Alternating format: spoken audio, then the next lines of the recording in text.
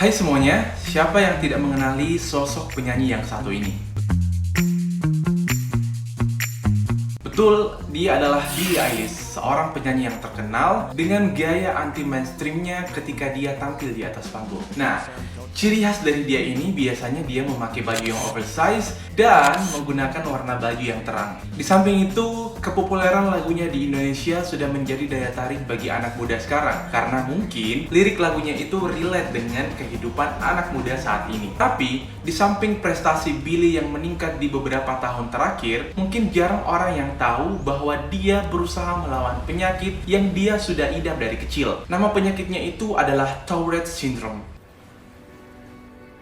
Hold on, something's happening here.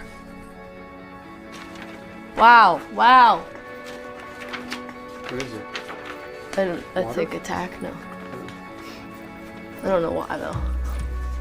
Tourette Syndrome merupakan suatu kondisi kelainan yang ditandai dengan adanya gerakan yang berulang dan dilakukan tanpa disengaja, atau biasa disebut sebagai tics. Dan perlu diketahui bahwa Tourette Syndrome ini adalah bagian dari disabilitas perkembangan.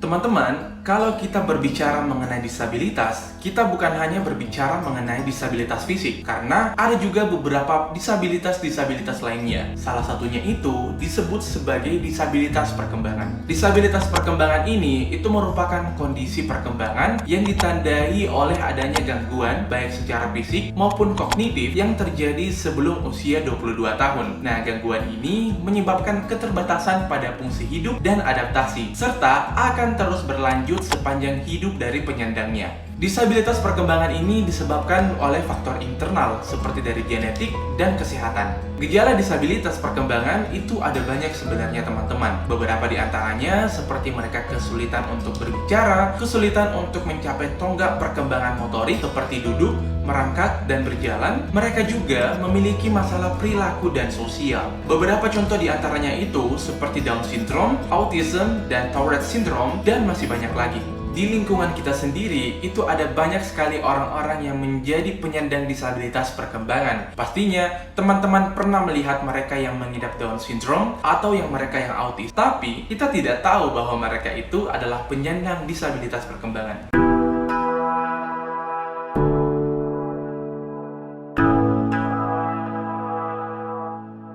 Banyaknya penyandang disabilitas perkembangan di Indonesia bukan berarti mereka akan mendapatkan posisi khusus dalam struktur masyarakat. Justru, banyak di antara mereka yang menjadi bahan olok-olokan dan bahkan seperti dianggap tiada oleh beberapa masyarakat. Kita ambil contoh, teman-teman penyandang Down syndrome baik di media sosial atau bahkan di dalam kehidupan sehari-harinya pun, mereka kerap dikatakan sebagai manusia kutukan, manusia seribu wajah lah, dan lain-lain. Seakan-akan mereka itu adalah manusia yang tidak mempunyai perasaan seperti manusia pada umumnya. Padahal mereka punya perasaan. Mereka bisa menangis, mereka bisa tertawa, dan mereka pun bisa marah. Orang autisme pun seperti itu. Mereka kerap dikatakan sebagai manusia aneh dan lain-lain. Hal ini justru berbeda dengan apa yang dirasakan oleh Billie. Dia justru mendapatkan dukungan dari masyarakat, semangat dari masyarakat, karena ya, tentu kita tahu bahwa dia adalah seorang public figure. Dia adalah seorang penyanyi yang terkenal. Tapi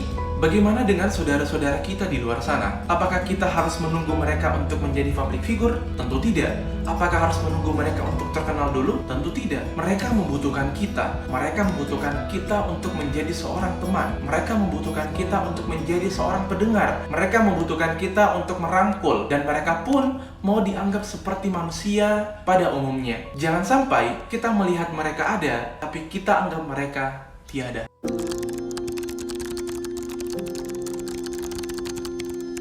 Jadi mungkin sampai detik ini teman-teman sudah tahu mengenai disabilitas perkembangan sampai ke contoh-contohnya pun sekalian. Nah, saya berharap apa yang teman-teman tonton bisa menjadi ilmu baru dan bisa diterapkan dalam kehidupan kita. Karena sekali lagi, kita punya banyak teman di luar sana sebagai seorang penyandang disabilitas perkembangan. Tapi kita tidak sepantasnya memberikan stigma negatif kepada mereka meskipun mereka bukan saudara yang sedarah dengan kita. Tentu saja kita harus membantu mereka karena mereka membutuhkan kita. Mereka membutuhkan uluran tangan kita. Mereka mau diakui karena mereka juga manusia.